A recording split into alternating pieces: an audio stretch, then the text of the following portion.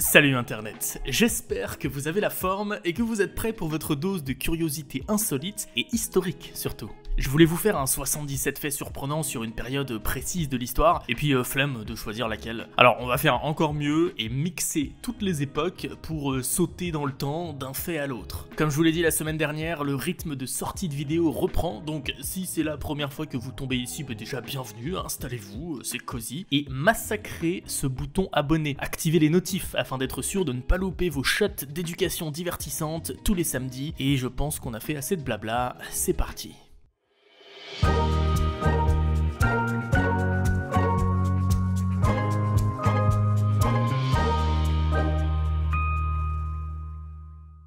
Pour faciliter les explorations américaines en Antarctique, ces derniers ont créé à la fin des années 30 un véhicule ultra costaud, l'Antarctic Snow Cruiser, baptisé le Pingouin. Alors visiblement il était moins à l'aise que de vrais pingouins parce que le truc n'a jamais été très efficace. Ses pneus trop lisses n'adhéraient pas correctement à la glace, ce qui n'est pas très pratique en Antarctique, hein, vous me direz. Il a été abandonné à l'occasion d'une expédition et personne ne sait trop où il se trouve maintenant. Vers 78 avant Jésus-Christ, le jeune César se fait capturer par des pirates de Cilicie. C'est lui qui insiste pour faire augmenter le prix de sa rançon de 20 talents d'or à 50 talents d'or. On parle de l'équivalent de plusieurs millions d'euros. Il passe plusieurs semaines avec ses ravisseurs et leur jure qu'une fois libérés, il va les traquer pour les crucifier. Et on parle de César, donc évidemment, il a tenu sa promesse. En 1898, dans l'actuel Pakistan, un officier britannique complètement saoul a cru qu'un arbre se déplaçait et l'a fait arrêter avec des chaînes et tout ce qu'il faut. Plus de 120 ans plus tard, il est toujours enchaîné, pour s'assurer qu'il ne tente pas de s'évader, j'imagine. Le 8 août 1903, un propriétaire terrien découvre complètement par hasard un énorme bateau dans le sud de la Norvège. Un navire viking de 21 mètres de long et 5 mètres de large, rebaptisé le bateau d'Oseberg. Et il ne l'a pas découvert au fond de l'eau, parce que ce bateau enterré a servi de sépulture à quelqu'un de visiblement très important. Au 19e siècle, Londres connaît un accroissement de population exponentiel. On passe d'environ 1 million de personnes vers 1800 à 6 voire 7 millions à la fin du siècle. Conséquence, une situation sanitaire assez catastrophique et donc pas mal de maladies, typhus, variole, choléra, qui ont fait des milliers de morts. Cesare Lombroso est souvent considéré comme le père de la criminologie italienne, sauf qu'il a une réputation pas géniale, à l'image de ses convictions d'ailleurs. Il a écrit plusieurs thèses basées sur ses travaux qui indiquent qu'en gros, certains d'entre nous seraient morphologiquement destinés à devenir des criminels. Il a étudié des crânes de voleurs ou d'assassins dans le but de pouvoir donner le profil type d'un individu destiné à devenir un criminel. Et le pire, c'est que beaucoup de scientifiques ont donné du crédit à ses travaux. Certains saints du Moyen-Âge étaient si dévoués dans leur foi qu'ils utilisaient des méthodes assez dégueu pour soigner les malades. Par exemple, Marie-Madeleine de Pazzi aurait léché des plaies et aspiré des asticots des blessures. Angèle de Foligno, elle, a carrément bu l'eau qu'elle utilisait pour laver les lépreux. Voilà, écoutez, je vous souhaite un bon appétit si vous regardez cette vidéo en mangeant. Parmi les plus de 600 attentats auxquels Fidel Castro, l'ancien leader cubain, aurait échappé, il y en a eu des super inventifs. Des cigares explosifs, des champignons mortels à l'intérieur d'une combinaison de plongée, un stylo plume contenant une aiguille remplie de poison, et la liste est bien longue. En 1907, les garçons de café se mettent en grève pour obtenir le droit de porter la moustache. Ouais, à l'époque, la moustache c'était un symbole de virilité, et donc surtout porté dans les plus hautes sphères de la société. Les garçons de café, avant ça, n'y avaient pas droit. Et c'est marrant parce que les gendarmes, c'était l'inverse. Le port de la moustache était obligatoire jusqu'en 1933. Ok, c'est plus récent, mais bien insolite. En 2017, une rumeur folle est lancée au sujet du président nigérien Muhammadu Buhari. Il aurait été remplacé par un sosie, voire même par un clone. Dites-vous, ça a tellement pris d'ampleur qu'il a dû se justifier officiellement au sein d'une conférence de presse en 2018 alors qu'il était en Pologne pour la COP24. Je le cite, « Je vous assure que je suis bien moi. » Edmond Albius. C'est un de ces noms bien trop méconnus de l'histoire. Il est le premier à découvrir le procédé de pollinisation de la vanille en 1841, alors que d'une, c'est un esclave, et deux, il n'a que 12 ans. Et je sais pas si vous vous rendez compte à quel point c'est une révolution qui va rendre l'île de la Réunion particulièrement riche. En 1849, seulement une dizaine de kilos de vanille est exportée, mais moins de 10 ans après, on passe à 3 tonnes. Edmond Albius. tout est parti de lui. Le braille, le système d'écriture à destination des personnes aveugles, doit beaucoup à Louis Braille évidemment, mais aussi à ce monsieur, Charles Barbier de la Serre, un officier de l'armée qui avait mis au point une autre écriture similaire, la sonographie, l'écriture nocturne. Et c'est en étudiant l'écriture nocturne que Louis Braille s'est dit qu'il y avait quand même grave moyen de l'améliorer, et paf, le braille était né. Pythagore, Aristote, Da Vinci ou encore Isaac Newton étaient ce qu'on appelle des polymathes. C'est un terme que je trouve beaucoup trop cool et qui désigne des ultra savants. Des gens étant spécialisés dans plusieurs domaines parfois très différents. Da Vinci était un artiste plus que reconnu en plus de ses capacités d'ingénieur. Blaise Pascal était aussi bien un mathématicien de génie qu'un philosophe et un théologien renommé. Et parmi les polymathes connus, on trouve également Benjamin Franklin. Pendant son adolescence en 1722, il a publié plusieurs écrits fictifs dans un journal sous le nom de plume de Madame Silence Dogood. Et n'empêche, quand on y pense, le mec a été imprimeur, il a inventé le paratonnerre, il a rencontré Louis XV, il a été président de la Société américaine de philosophie, il a participé à la rédaction de la Déclaration d'indépendance et c'est juste l'un des pères fondateurs des États-Unis. Voilà, et moi je suis là à collectionner mes cartes Yu-Gi-Oh et à jouer à Age of Empires 2 le soir quand je m'ennuie. Bah yes, on a vraiment pas le même type de destin, visiblement. On fait souvent remonter le début de la guerre froide à un discours prononcé par Churchill en 1946 à Fulton, dans le Missouri. Discours dans lequel il met en garde contre la propagation du communisme. Je cite, « De Stettin sur la Baltique à Trieste sur l'Adriatique, un rideau de fer est descendu à travers le continent. » Seulement, peu de personnes savent que dans ce même discours, Churchill a aussi affirmé avoir une profonde admiration et un grand respect pour le peuple russe et son camarade de guerre, Staline. À ne pas confondre avec la base militaire britannique basée en Crète et portant le même nom, Akrotiri est surtout un site archéologique beaucoup trop méconnu. Une cité engloutie par une explosion de volcan il y a 3500 ans. Vu qu'aucun corps n'a été retrouvé, on pense que les gens ont eu le temps de fuir, contrairement à Herculanum ou Pompéi. Pour faire parvenir des messages d'un bout à l'autre de l'Empire Inca, des messagers parcouraient des dizaines de kilomètres par jour et se relayaient sur les milliers de kilomètres de routes Inca. Les Tchaskis étaient entraînés à la course, mais aussi à la défense, au cas où un vaurien voulait subtiliser leur message. Et attention, leur personne était sacrée. Quiconque essayait de s'emparer par la force d'un de leurs messages était sanctionné par la mort. Le palais de l'Élysée a été construit en 1720, probablement à cause d'une crise d'ego. Le comte d'Évreux demande en 1715 au régent, Philippe d'Orléans, la capitainerie des chasses de Monceau. En gros, de pouvoir s'occuper des chasses à cet endroit-là. Mais le régent se moque un petit peu de lui parce qu'il n'a pas de résidence digne de ce nom dans Paris. Le comte d'Évreux est vexé par la moquerie et hop, il se fait construire ce qui deviendra plus tard, la demeure présidentielle. La veille du débarquement de Normandie, donc le 5 juin 1944, le commandant en chef de la défense du littoral atlantique, Erwin Rommel, décide de prendre une journée off pour fêter son anniversaire en Allemagne. Ce manque de timing est assez légendaire quand on y pense. Helsinki est la capitale finlandaise depuis 1812. Avant ça, la capitale se trouvait ici, à Turku, la ville la plus peuplée du pays à ce moment-là. Malheureusement, en septembre 1827, un gigantesque incendie ravagea Turku. Plus de 2/3 de la ville fut détruite. C'est fou de se dire qu'en une nuit, la plus grande ville d'un pays peut se retrouver quasi rayée de la carte. J'en ai déjà parlé dans une vidéo sur l'Australie, mais j'aime beaucoup trop ce fait. En 1932, pour faire face à des rassemblements de milliers d'émeutes qui détruisaient des cultures entières, le gouvernement australien déploie les grands moyens, l'armée. Le but est d'exterminer les piafs à coups de mitraillettes, sauf que ces piafs, ils courent assez vite quand même.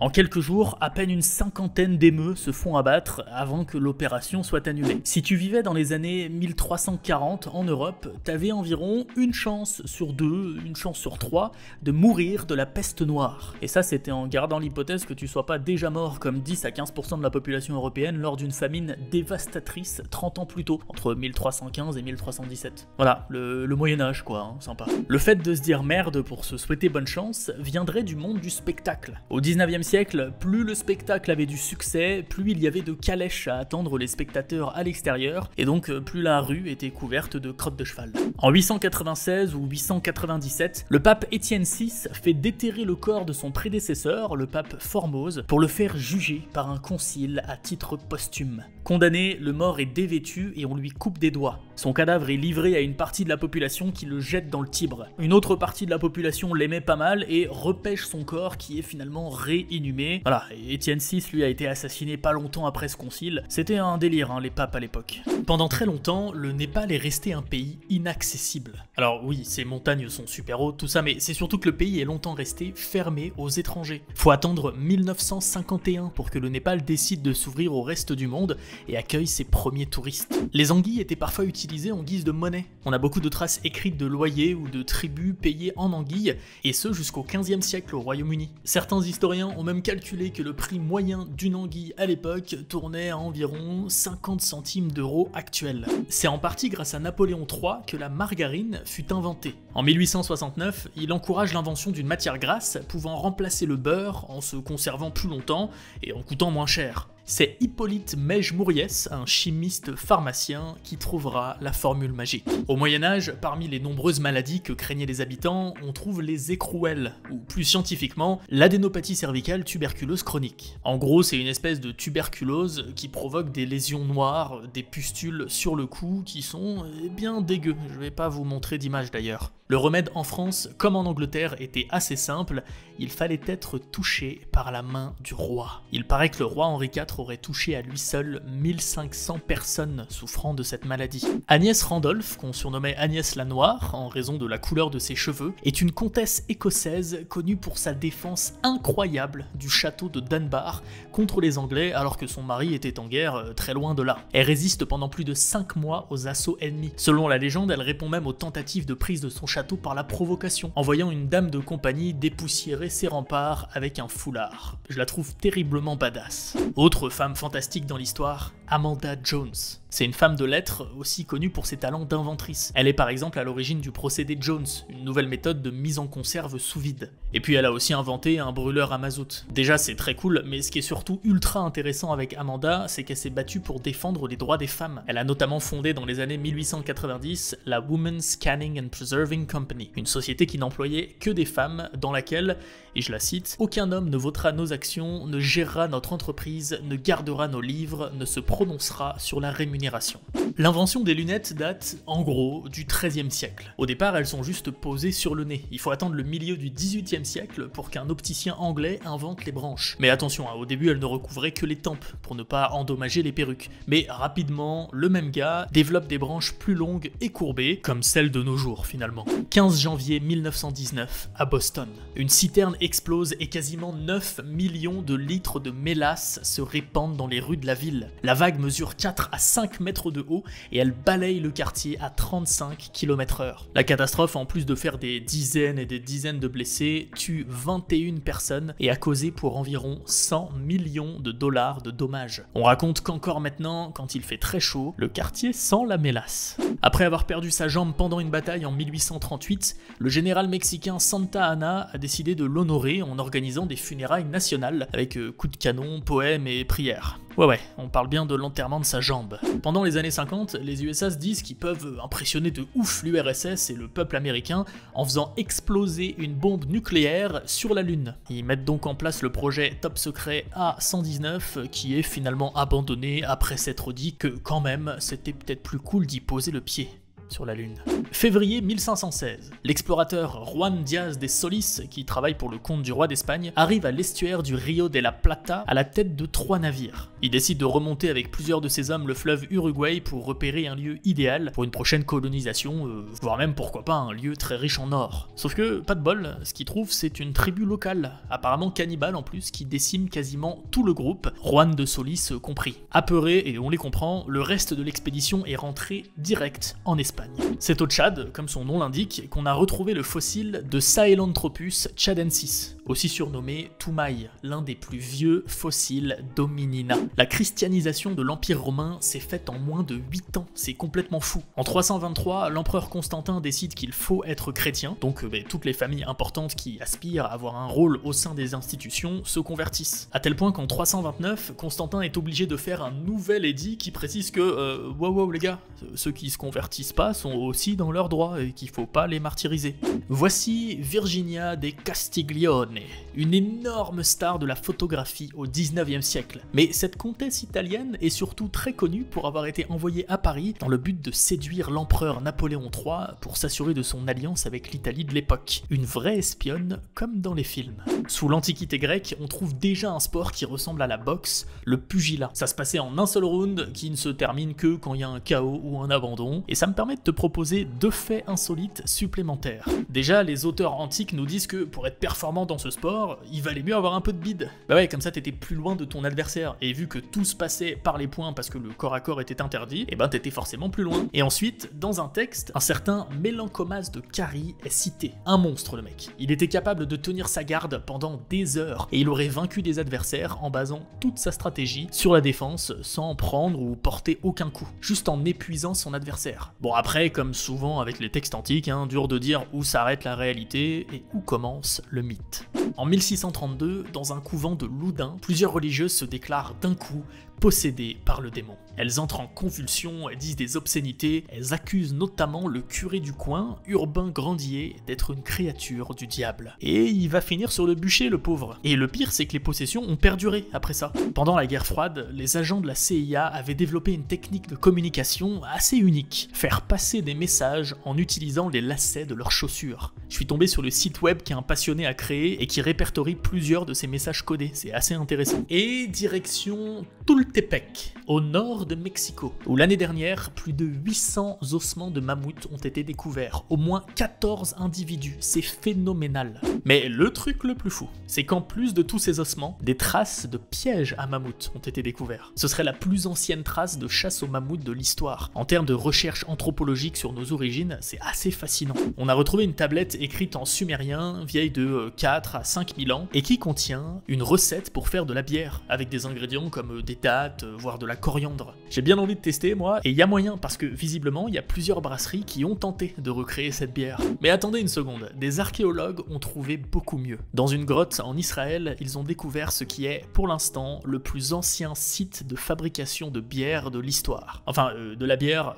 on sait pas trop, c'est plus une boisson alcoolisée, finalement très différente de nos bières actuelles, même si ça y ressemble un petit peu quand même. Tout ce que je retiens, moi, c'est qu'il y a 13 000 ans, on se mettait déjà des cuites. Une des plus grandes légendes des Templiers est la malédiction qu'aurait lancée Jacques de Molay, grand maître du Temple, en mars 1314, avant de brûler sur le bûcher. Il aurait dit « Pape Clément, roi Philippe, avant 1 an, je vous cite à comparaître devant le tribunal de Dieu pour y recevoir votre juste châtiment. Maudits, maudits, tous maudits jusqu'à la 13e génération de vos races. » Écoutez, c'est assez simple, le pape est mort 1 mois après, le roi est mort en novembre de la même année, et ses 3 fils sont tous décédés sans descendance mâle, la fin de sa lignée quoi. Voilà, ça fait un petit peu flipper quand on y pense. Dans la guerre des Gaules, Jules César affirme que, de tous les peuples de la Gaule, les Belges sont les plus braves. Voilà, c'est cadeau pour vous les Belges. Et oui, je tronque peut-être un petit peu la citation que je vous affiche en entier maintenant, mais ça va, on s'en rapproche pas mal, non?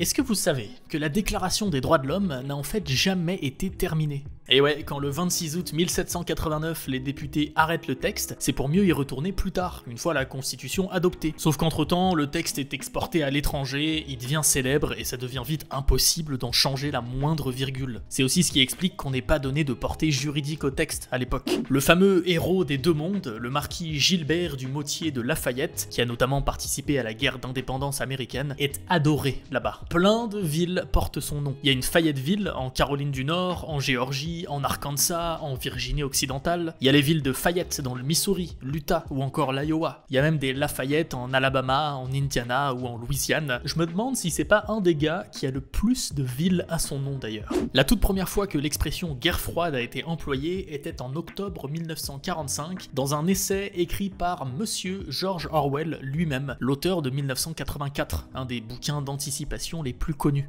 Vous connaissez forcément la légende que les fondateurs de Rome, Rémus et Romulus, sont recueillis et sauvés par une louve qui les allaite. Et ben, il y a une autre variante qui dit que non, c'est pas une louve, mais bien une prostituée qui les recueille. Parce qu'en latin, lupa veut dire à la fois louve et prostituée. C'est d'ailleurs pas pour rien qu'en français, on a le mot lupanar. Le roi d'Angleterre Henri VIII, connu pour avoir eu 6 femmes et en avoir fait tuer plusieurs, CF ma vidéo sur l'histoire bordélique des rois anglais, il est aussi célèbre pour avoir, en 1531, rendu légale la peine de mort par ébouillantage. Je sais pas trop si ça se dit. La sanction était le plus souvent utilisée pour punir les empoisonneurs, qui étaient plongés plus ou moins rapidement dans un grand chaudron d'eau ou d'huile bouillante. En tout cas, c'était si horrible que 16 ans plus tard, son fils Édouard VI annula complètement ce décret. Tu sais, le truc romantique qui consiste pour un homme qui vient de se marier à porter sa femme pour franchir le seuil d'une maison. Eh ben, une des explications de ses origines viendrait d'un passage de l'histoire romaine, l'enlèvement des Sabines. En gros, un kidnapping suivi de mariage forcé, quoi. C'est tout de suite beaucoup moins romantique. En 1597, alors que l'Europe connaissait la tomate depuis très peu, un herbaliste a écrit qu'il s'agissait d'un fruit toxique. Les gens ont eu peur de manger de la tomate pendant des centaines d'années. Surtout que, et ça aide pas beaucoup, des riches aristocrates sont tombés malades en mangeant. Sans se douter que c'était parce que les tomates, acides, absorbaient beaucoup de plomb qui venaient des assiettes de ces nobles. Quelle idée aussi de mettre du plomb dans vos assiettes, les gars. Lucie, l'australopithèque la plus célèbre de tous les temps, a été surnommée comme ça parce qu'il s'avère que les archéologues, en soirée, pendant qu'ils triaient les fossiles découverts dans la journée, avaient mis comme fond musical Lucy in the Sky with Diamonds, une chanson des Beatles. Au Pérou, dans le petit village de Pisac, en plus de trouver plusieurs ruines archéologiques bien sympas, on trouve aussi dans la montagne une énorme quantité de trous creusés, trous qui étaient à l'époque autant de petites tombes. Un cimetière inca ultra impressionnant à voir. La fameuse expression « qui m'aime me suive » aurait été prononcée en 1328 par le roi Philippe VI. Il voulait partir au secours du comte de Flandre et il essayait de pousser ses barons à l'accompagner. Attention, fait un petit peu dégoûtant.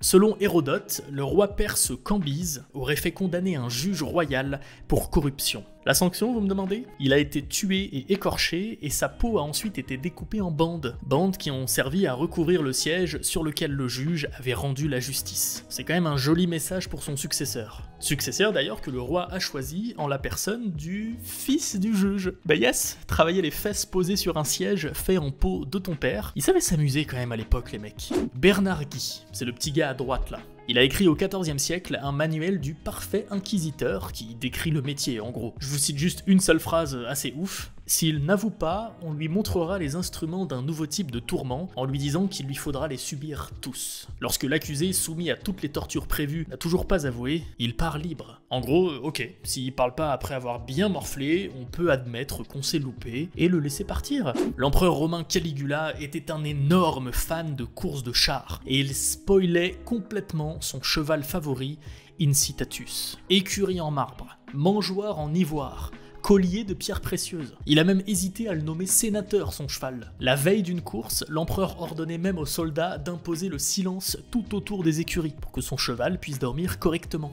Alors, à prendre avec des pincettes, parce qu'on va encore parler de très vieilles légendes. En 525 avant notre ère, le roi perse Cambyse II attaque l'Égypte. Et vous le savez, les Égyptiens vénéraient entre autres les chats. Malin, Cambyse II aurait fait peindre des chats sur les boucliers de ses soldats pour totalement bloquer les adversaires. Et il y a même une version de la légende encore plus trash qui dit qu'il a fait carrément attacher des chats vivants au bouclier. Voilà, dur de démêler le vrai du faux. Ce qui est sûr, c'est que cette bataille, l'Égypte l'a bien perdue et Cambyse II est devenu pharaon. Avant d'être un saint, Denis fut un évêque envoyé par Rome pour évangéliser la Gaule. Après bien des péripéties, il est finalement décapité sur la colline Montmartre, mais, attention, ramasse sa tête et parcourt à pied plusieurs kilomètres avant de s'arrêter à l'endroit où les fidèles l'enterrent et où sera ensuite édifiée l'abbaye de Saint-Denis, la future nécropole des rois de France. Saint-Denis s'est donc arrêté avec sa tête à quelques kilomètres de l'endroit où l'équipe de France est devenue championne du monde en 98, voilà, je tenais juste à rajouter ça. Entre 1912 et 1948, en plus des épreuves sportives, les Jeux Olympiques comptaient des épreuves artistiques. On a eu des médailles de sculpture, de peinture, d'architecture, de littérature et même de musique. D'ailleurs, quel est selon vous le point commun entre ces deux hommes, Alfred Ajos et Walter Winant? Ce sont les deux seuls à avoir obtenu des récompenses dans des épreuves sportives et dans des épreuves artistiques. Alfred a gagné 2 médailles d'or en natation en 1896, puis une médaille d'argent en architecture en 1924. Walter, lui, est le seul à avoir gagné des médailles sportives et artistiques à la même édition des Jeux. En 1912, il décroche une médaille d'argent en tir et une médaille d'or en sculpture. sculpture, The Boss. Au XIIIe siècle, le pape Grégoire IX déclara qu'entre autres, les chats étaient des créatures du diable, et particulièrement les chats noirs. Une énorme purge de chats en Europe. Manque de peau, on estime que ça a quand même bien aidé à la prolifération de la peste noire, vu que moins de chats égale plus de rats égale plus de puces, et donc plus de peste. Merci Grégoire IX du coup. Abraham Lincoln, président des États-Unis ultra connu, premier président assassiné, tout ça on sait déjà. Ce que j'ignorais par contre, c'est que jusqu'à ses 21 ans, ce bougre d'1m93 était un lutteur à succès. Il a même son nom au mur de la gloire des lutteurs. Dites-vous, il n'aurait essuyé qu'une seule défaite en 12 ans. Pendant l'époque victorienne, la mode était à la moustache, surtout en Angleterre d'ailleurs. Sauf qu'un Anglais aime boire son thé, mais mouiller sa moustache, bof bof. Il n'en fallait pas plus pour que certains aient une épiphanie, des tasses spéciales moustachues. Ça a vraiment été très utilisé et de nos jours, des collectionneurs se les arrachent. Si l'on porte aujourd'hui une alliance à l'annulaire de la main gauche une fois marié, c'est parce que les Égyptiens pensaient qu'une veine allait directement de ce doigt au cœur. C'est une croyance qui a ensuite été reprise par les Grecs, puis par une grosse partie du reste de l'Europe. On estime que le début de l'Empire aztèque, au Mexique, tourne autour de l'an 1200. Ce qui veut dire qu'on enseignait déjà à l'université d'Oxford avant le début des Aztèques. Moi, c'est vraiment ce genre de fait qui me détruit le cerveau à chaque fois en termes de misconception des événements historiques, je trouve ça fou. En 1945, avec ses 12 millions d'hommes en uniforme, l'armée américaine était la plus grande armée de tous les temps. Après, les soviétiques étaient pas très loin derrière avec 11 millions d'hommes. Dans l'Empire romain, la déesse Vesta symbolisait le foyer, la maison, la famille. Et les Vestales étaient des sortes de prêtresses qui passaient une partie de leur vie à l'honorer. Leur personne était quasi sacrée, aussi quand l'une d'elles faisait quelque chose d'interdit, elle était emmurée vivante, parce qu'il n'était pas autorisé de verser le sang d'une Vestale. Après, ça reste un poil hypocrite quand même.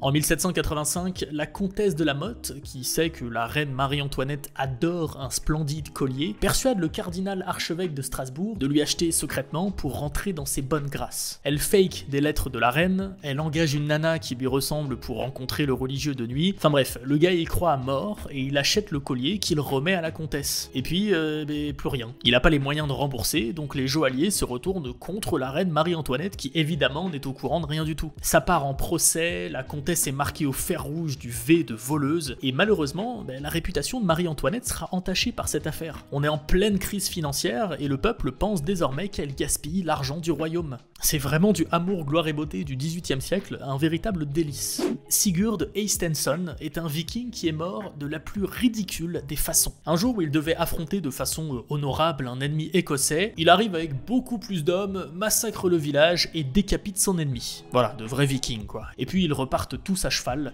la tête du chef ennemi pendouillant sur sa selle. Sauf qu'à force de trotter, en se balançant, une dent entaille la jambe de Sigurd. La blessure s'infecte et ciao, hein. Voilà, tué par la dent d'un mort. Moi perso j'appelle ça le karma. Connaissez-vous l'effet Cobra? C'est quand, en voulant solutionner un problème, on l'aggrave à mort. Eh ben, figurez-vous que c'est basé sur un fait divers assez surprenant. Pendant le dominion britannique en Inde, les autorités ont voulu baisser la population de cobras à Delhi. Chaque peau de serpent mort était récompensée d'une prime. Malin, certains Indiens se sont mis à élever des cobras pour choper la prime sur un maximum de peaux. Les autorités se sont senties un petit peu arnaquées, hein, et je pense que c'est le bon terme. Elles ont donc annulé la prime. Aïe aïe aïe.